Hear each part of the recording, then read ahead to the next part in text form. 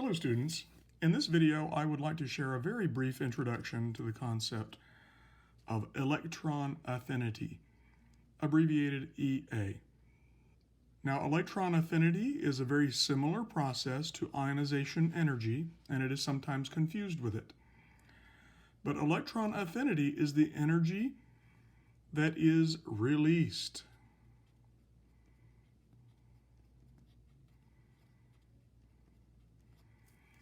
When an atom in the gas phase accepts an electron.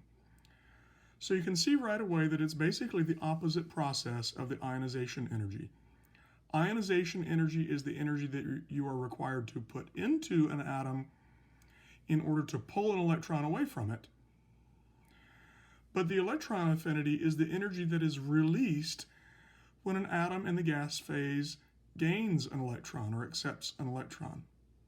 And the general expectation is a positive value for this energy that is released. If you're releasing a positive amount of energy, that is a process that is energetically favorable. The atom is becoming more stable, so it is releasing that energy. That is, you get that much energy back. Energy is released as a positive amount of energy being released. And the factors that are involved are the same as those for ionization energy. I'm not going to go into the details of comparing the electron affinities for various atoms, but I do want you to know what it is. So let me draw a quick sketch here. We have the nucleus of an atom, and we have some subshells and some orbitals in those subshells. And let's say we are dealing with lithium,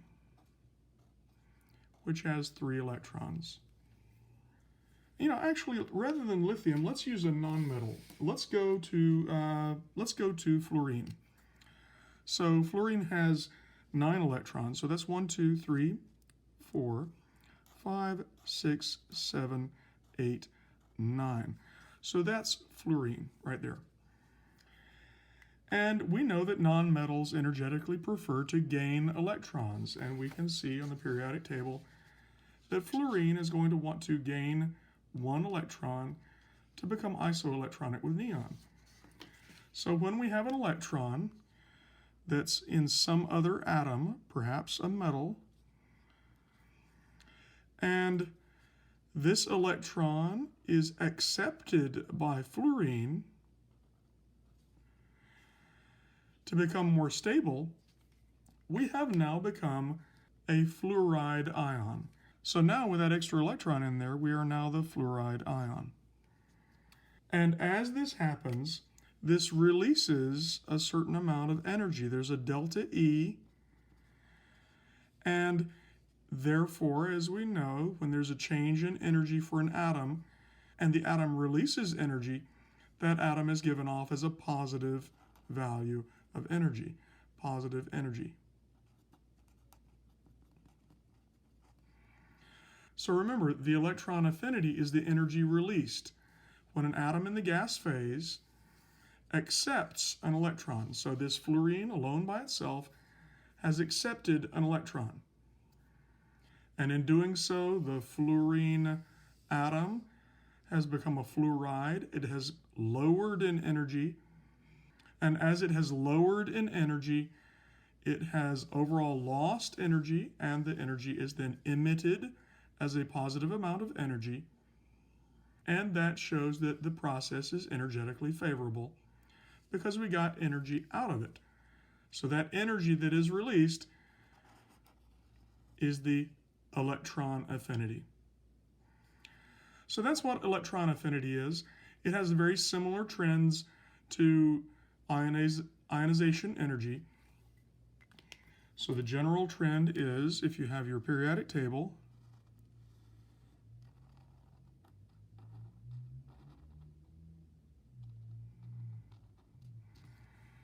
the general trend is that electron affinity increases the same way that the first 2 rules show us for ionization energy. It increases as we go up, and to the right. Okay? So I've got a practice problem here for you, a conceptual problem. We have written a chemical equation that corresponded to the ionization energy for fluorine in a previous video. And here it is. That's for the ionization energy for fluorine. And the electron had to be on the product side because the electron was a product of this process. An electron was being given off.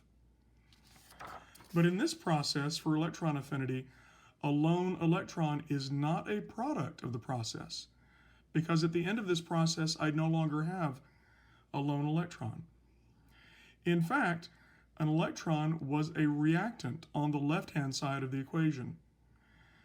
And so you're going to begin with a fluorine, neutral fluorine, and an electron when you start out, and then they engage in this process, and then you write the product for that. So give that a shot, pause the video, see if you can do that, and when you're done, resume the video, and I'll put the answer in. Okay, the chemical equation for this process, I start with the fluorine in the gas phase. I start with an electron, so those are my two reactants or reagents. A fluorine in the gas phase, that just means the fluorine alone by itself. And I have an electron alone by itself. And those are my two reactants or reagents for this chemical process. And at the end of this process, they have combined. When that fluorine, neutral fluorine, takes on an electron, it becomes a fluoride ion that is now in the gas phase. And that's electron affinity.